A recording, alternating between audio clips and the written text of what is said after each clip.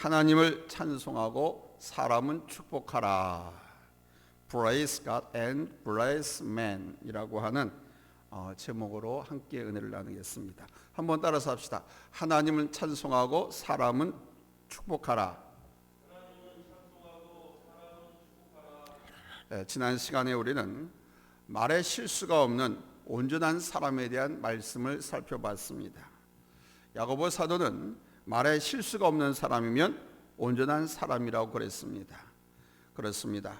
말을 내 마음으로 잘 다스려서 해야 할 말과 하지 말아야 할 말, 또 어느 때 해야 할 말인지, 누구에게 할 말인지를 구별하고 그때그때 나를 잘 다스려 나갈 수 있는 인격이라고 하면 그 사람은 온전한 사람이라고 할 수 있습니다. 그런데 이렇게 말을 잘 다스린다고 하는 것이 쉽지가 않습니다. 인격도 있고 재산도 있고 또 명예도 가졌다 하더라도 어느 한순간 말 한마디 잘못해서 모든 것이 추락하는 것을 많이 봅니다. 그 말 한마디가 마치 불씨와 같아서 크게 확산되고 배키의 움직임같이 생각지도 않는 곳으로 움직일 때가 있습니다. 나는 이렇게 말하는데 전혀 엉뚱한 것으로 가지고 나를 공격을 합니다. 낭패가 아닐 수 없지요. 따라서 말을 다스리는 것은 정말 중요한 것입니다. 오늘은 바로 그 말을 움직이는 이 혀, tongue에 대한 말씀을 해주고 있습니다. 온전한 사람이 되기 위해서는 그것 무엇보다도 자신의 혀를 잘 길들이고 다스릴 수 있어야 됩니다. 사실 길들인다라고 하는 말은 짐승이나 새, 벌레 이런 것에 해당하는 말이죠. 오늘 본문에도 그렇게 말씀하고 있지 않습니까? 7절에 여러 종류의 짐승과 새와 벌레와 바다의 생물은 다 사람이 길들일 수 있고 길들여 왔거니와. 짐승은 다 사람이 길들이기 나름입니다. 사람이 짐승을 길들입니다. 말도 길들이고 소를 길들이고 개도 길들이고 원숭이도 길들이고 강아지도 다 길들입니다. 특별히 이 개를 잘 길들이면 사람을 인도하는 인도견이나 군견 같은 폭발물을 막 찾아내거나 경찰견처럼 범인을 잡는 도구로 사용하기도 합니다. 공항에 배치되면 바로 이 개가 마약을 탐지해내기도 합니다. 이것은 어떻게 훈련시켰느냐에 따라서 다릅니다. 짐승은 훈련을 잘 시키면 이렇게 사람을 잘 따르는데 그 사람을 길들인다고 하는 것은 참 쉽지 않습니다. 특별히 이 혀를 길들인다고 하는 것은 정말 어렵습니다. 그래서 8절 말씀에 보니까 혀는 능히 길들일 사람이 없나니 쉬지 아니하는 악이요 죽이는 독이 가득한 것이라고 정의하고 있습니다. 그럼에도 불구하고 우리는 이 혀를 잘 다스려야 합니다. 이 혀를 잘 길들여야 합니다. 어떠한 맛에 취미에 길들여지는 것이 아니고 우리의 혀를, 우리의 말을 잘 길들여야 돼요. 우리의 혀를, 우리의 말을 잘 길들인다고 하는 것은 우리의 인격을 다스린다는 겁니다. 앞서 말씀하신 대로 듣기는 속히 하고 말하기는 더디하라고 말씀하셨던 것처럼 스스로 통제하고 다스릴 줄 아는 것은 그 인격이 훈련된 것이죠.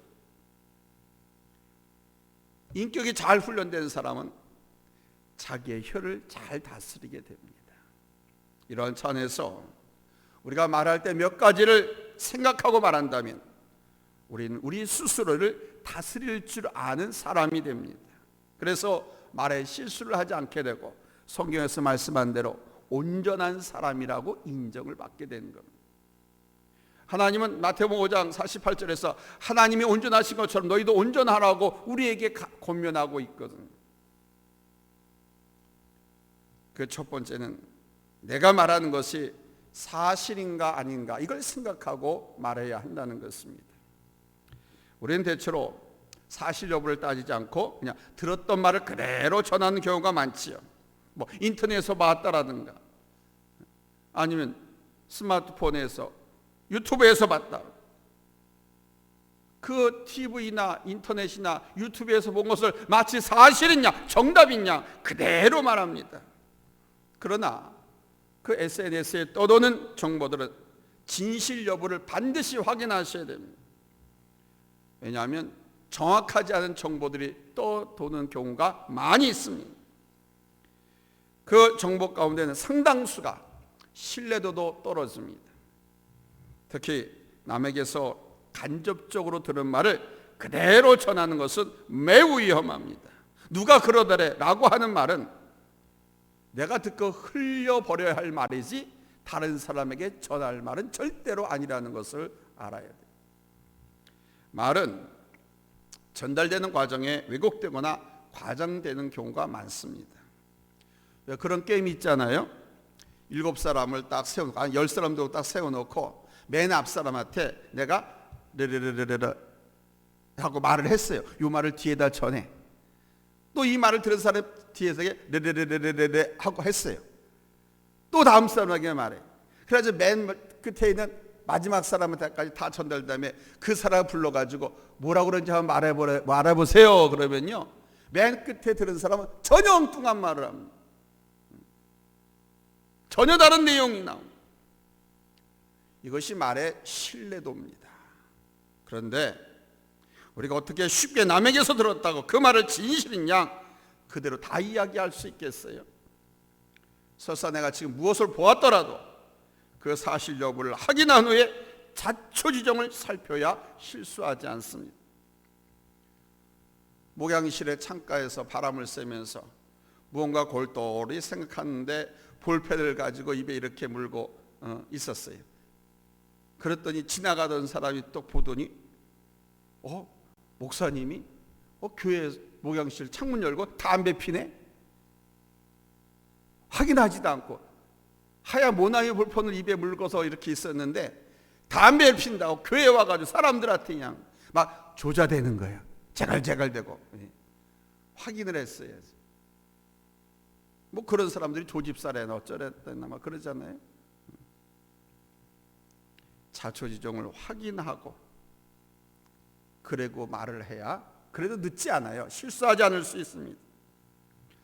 연세 많으신 분들은 낯설지 않은 이 일화를 아실 겁니다. 왜? 우리 주변에 그런 일들이 많았잖아요. 아주 오래전에 시골 초등학교에서 있었던 일입니다. 선생님이 수업을 하려고 보니까 5반 아이들이에요. 예전에 오전반 5반 나눠서 이렇게 등하교 했지 않습니까? 아이들이 많을 때는. 지금은 뭐 아이들이 없어서 학교가 폐쇄되고 하는 그런 상황이지만은 예전에는 80명 100명씩 하도 아이들이 많아가지고 오전반 5부로 나눠서 그렇게 공부를 했었어요. 5반이 왔는데 수업하려고 봤는데 한 아이가 얼굴이 그냥 벌그스름한 거예요. 그래서 감기에 걸려서 그랬나 선생님이 걱정이 돼서 좀 가까이 이렇게 가서 위로를 하려고 했더니 술 냄새가 확 풍기는 거예요. 그래서 선생님이 순간 야 임마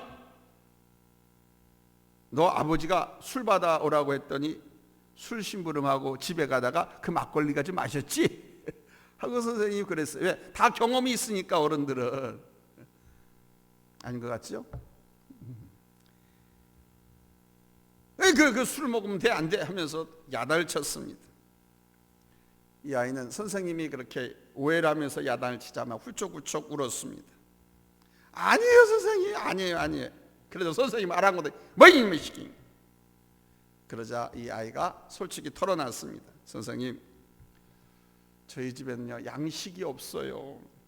먹을 양식이 없어서 밥을 지어져 먹지 못하고 양조장에서 술 막지를 얻어다가 죽을 쏘 먹었습니다. 그래서 이렇습니다. 이 아이의 말을 듣고 선생님 너무너무 미안했지요. 그래서 그 상처받은 아이를 우등케 안고서 미안하다, 내가 잘못했다, 내가 실수했다, 미안해 사과하면서 같이 울었다는 얘기.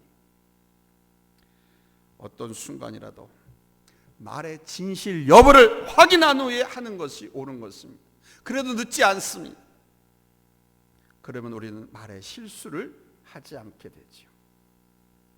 두 번째는 내가 하는 말이 덕이 되는 말인가 아닌가를 생각하고, 덕이 되는 말이면 하고 덕이 되지 않는 말이면 샷다마우스해야 돼.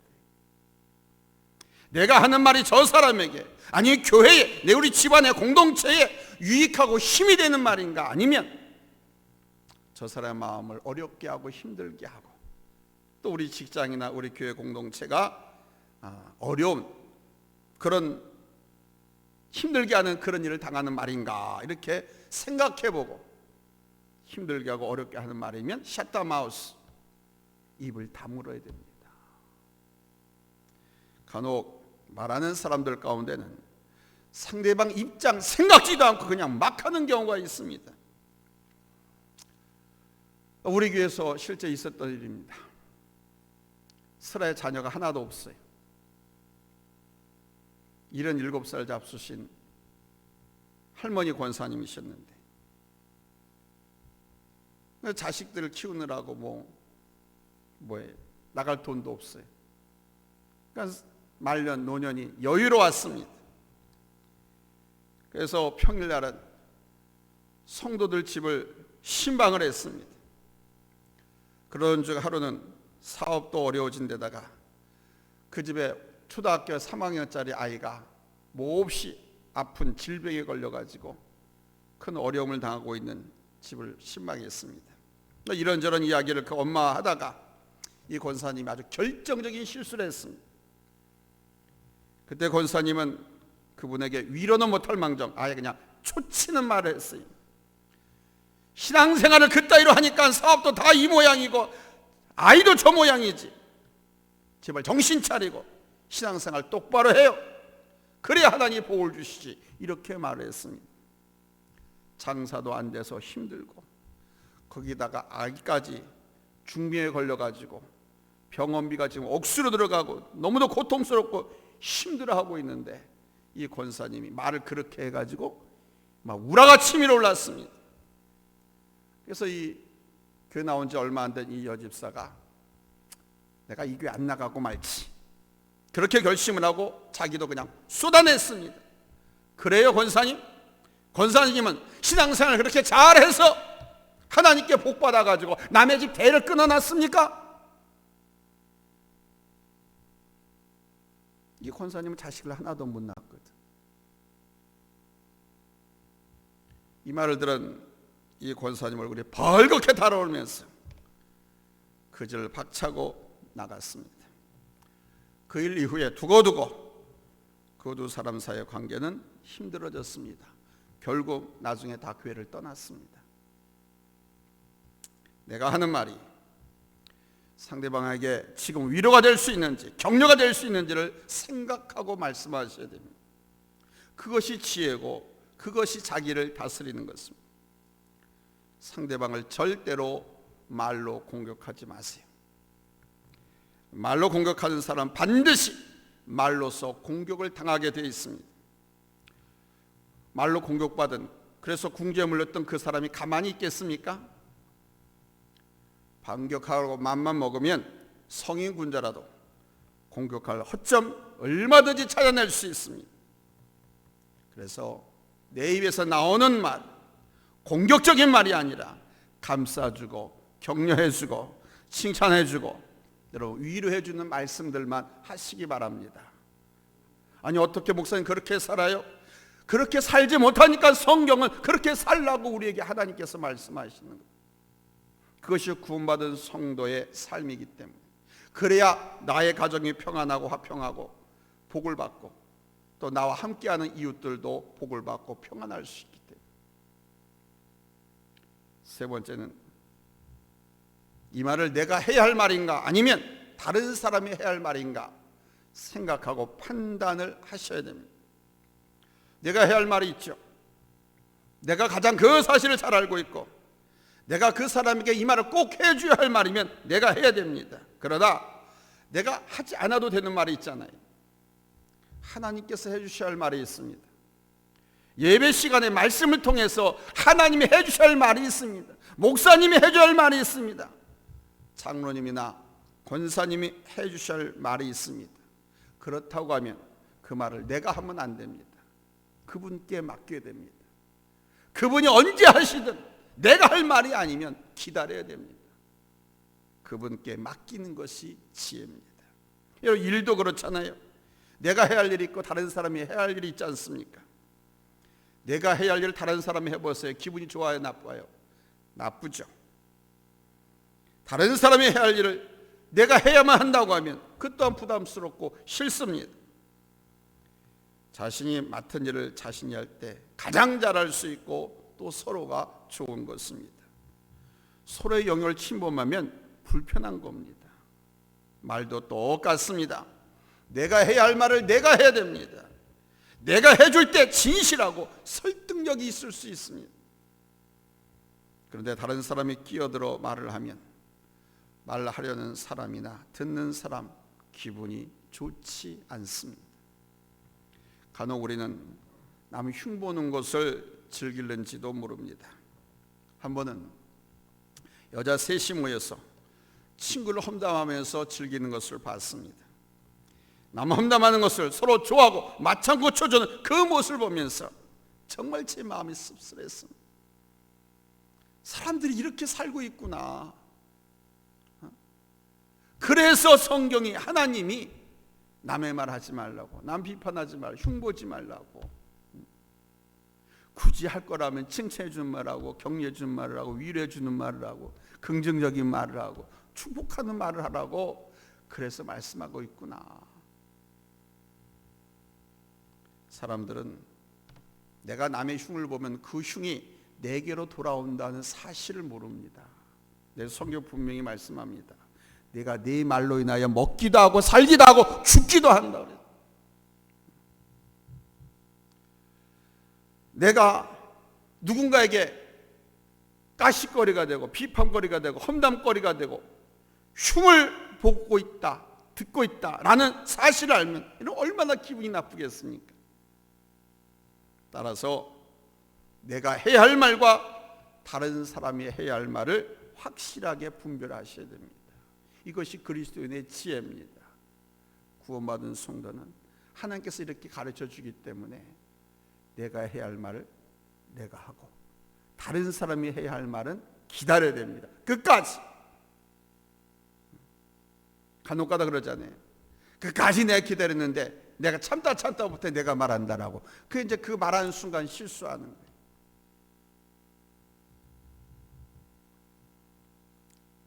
내가 할 말이 아니면 샷다마우스. 아멘. 수요일 말씀들이 너무도 우리를 찌르고 막 정곡을 막 적하는 것 같아서 아멘도 안 하고 아무렇지도 않은가.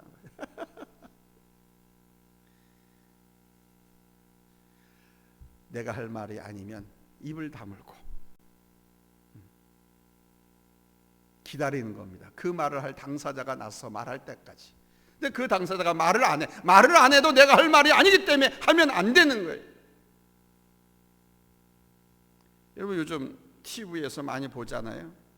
최근에 우리나라 정부 대통령이나 국회의원들, 대통령실 관계자들하고 여러분 보잖아요. 얼마 지금 말장난하고 말싸움들 하고 있습니까? 그게 자기 혀를 잘 관리하지 못하고 자기 혀를 길들이지 못하고 자기 위치를 망각하고 해야 할 때와 해야지 할 때를 분별하지 못한 무지에서 나온 지혜롭지 못한 처삼. 마지막으로 네 번째는 내가 하는 말에 대해서 내가 책임질 수 있는가? 책임질 수 없는 거라고 하면 하시면 안 됩니다. 이거를 생각하고 말을 해요. 여러분이 한 말에 대해서 여러분 스스로 책임질 수 있는 말이 얼마 된다고 생각하십니까? 만약 우리가 한 말이 다 녹음이 되어가지고 그 말로 심판을 받는다면 성경은 그 말로 심판하신다고 하셨거든요. 그 심판이 내 입의 말로 내가 살기도 하고 죽기도 하고 불행하게 되기도 하고 행복하게 되기도 하고 저주를 받기도 하고 축복받는 사람이 기만 있습니까? 내 말로 내가 심판을 받는 거예요. 내가 한 말로 심판을 받는다면 내가 구원의 문으로 들어갈까요? 저주의 문으로 들어갈까요? 한번 생각해 보세요.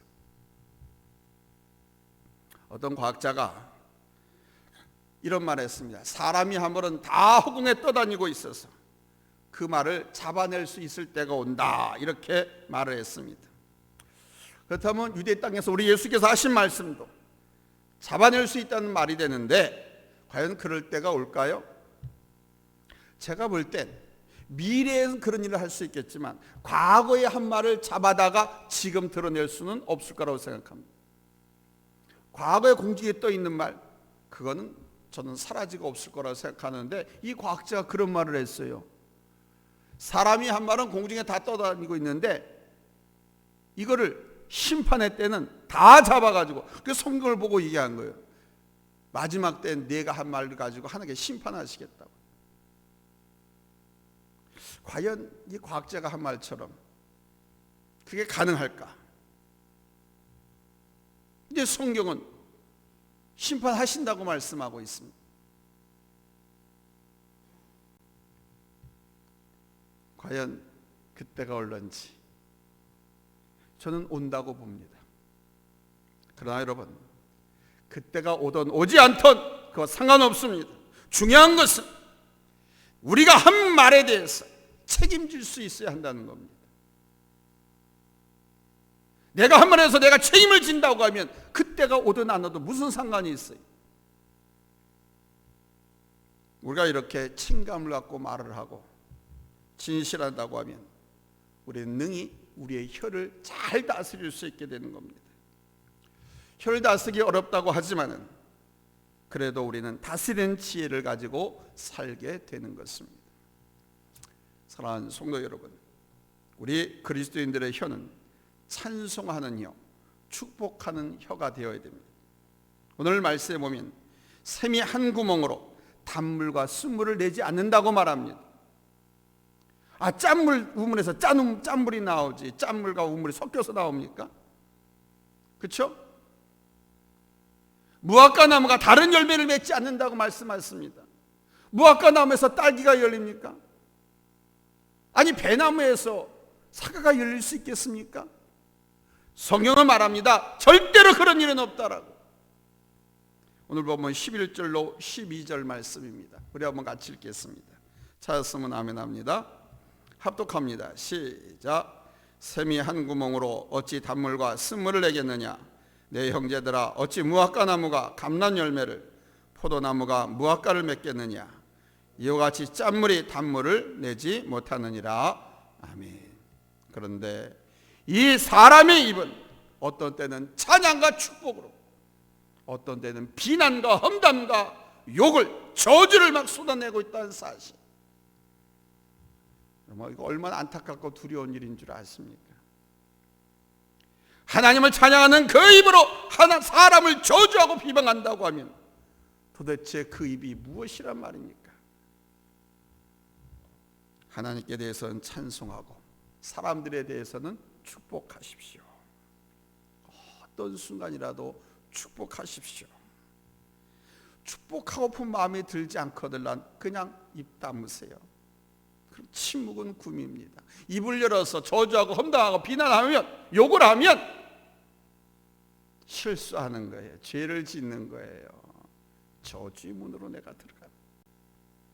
특별히 우리가 하나님께 예배를 드리고 난 후 주일날 같은 날은 특별히 복받는 날입니다. 가정의 화평과 평안과 하나님께서 야곱의 어부로 기르시겠다고 약속하신 축복받는 날입니다. 주일 성수를 잘하고 난 후에 자녀들 앞에서 또는 가족들 앞에서 우리의 혀를 잘 다스리셔야 됩니다. 주일은 특별히 우리가 하나님께 은혜 받는 날입니다. 이날은 자녀들에게 잔소리하거나 야단치지 마시고 축복해 주십시오. 이제는 우리 구원받은 성도들의 이 말에는 온유함이 있어야 됩니다. 구원받은 성도들의 말에는 사랑이 담겨야 하고 말에 축복이 넘쳐나야 됩니다. 이것은 대한민국의 국민이 내가 볼 때 25%가 되지 않으니까 우리나라가 요 두 쪽으로 반쪽이 나가지고 이렇게 싸우고 있는 것 같아요. 예수 믿은 성도가 20%만 되면요, 국민들의 말씀관, 경건생활, 삶의 스타일 모든 것이 달라집니다. 근데 10%도 안 되니까 이렇게 나라가, 국민성들이 바뀌지 않는, 과격하고 싸납고 자기만 알고 돈을 사랑하고 배반하고 싫다고 시기하고 싸우고 분쟁하고. 지난 시간에 살펴본 하나님의 말씀에 여러분, 구원받은 우리들이라도 우리의 말에 사랑을 담고 축복을 담고, 아멘, 격려를 담고 위로를 담고, 할렐루야, 찬송과 축복의 혀를 원망과 불평이 아닌 귀한 축복의 혀로 길들이시기를 예수님의 이름으로 축원합니다. 할렐루야, 할렐루야. 축복의 혀로 길들이는 게 훈련하는 거예요. 말도 습관이 된다고 그랬잖아요. 아멘. 이 길들이는 게 다스리는 거예요. 거룩한 말로, 아름다운 말로, 찬송하는 말로, 축복으로. 이것은 우리가 하나님을 생각하고 하나님의 마음을 품으면 가능해요. 항상 하나님 중심으로 생각하고 우리 하나님 중심으로 바라본다면 우리는 단물을 내는, 여러분, 샘물이 될 줄로 믿습니다. 하나님께서 인정하시고 사랑하시는 그 놀라운 은혜에 축복된 자녀, 복받고 행복한 삶을 살아가는 성도들이 될 줄로 믿습니다. 아멘. 우리의 말에 그게 다 달려 있어요. 여러분의 가정의 화목도 내가 어떻게 말을 하냐에 달려 있잖아요. 아내와 남편이, 부부가 부모와 자녀가 부모를, 여러분, 말을 잘하세요. 말을. 그러면 그 가정이 행복해집니다. 낙심하고 힘들고 어렵고 포기하려고 하는 사람도 내가 말을 잘하면, 생명 언어를 사용하면, 그렇죠? 위로하고 격려하고 축복하고 그에게 용기를 주고, 그런 말을 하면 그 자녀 극단적인 선택하지 않습니다. 삶을 포기하고 인생을 될 대로 되라는 식으로 살아가지 않습니다. 막 살지 않거든요. 나의 혀에 수많은 사람들의 생명이 영원히 달려 있어요.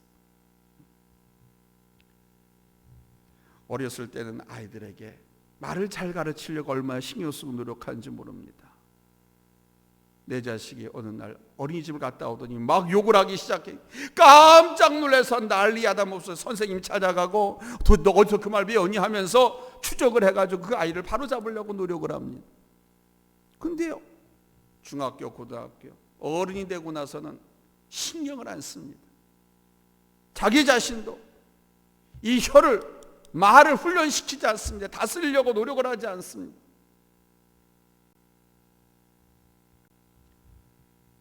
우리는 하나님의 교회에서 하나님의 말씀을 가지고 우리의 생각하는 법, 말하는 법, 믿음 생활하는 것들을 배우고 있습니다.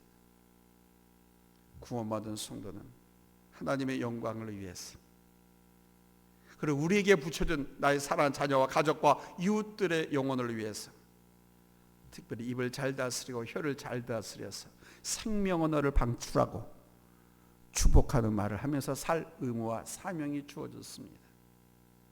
여러분, 생명 언어를 발산하면서 축복을 창출해 나가는 우리 귀한 성도님들 다 되시기를 다시 한번 예수님의 이름으로 축복합니다. 할렐루야. 기도합니다.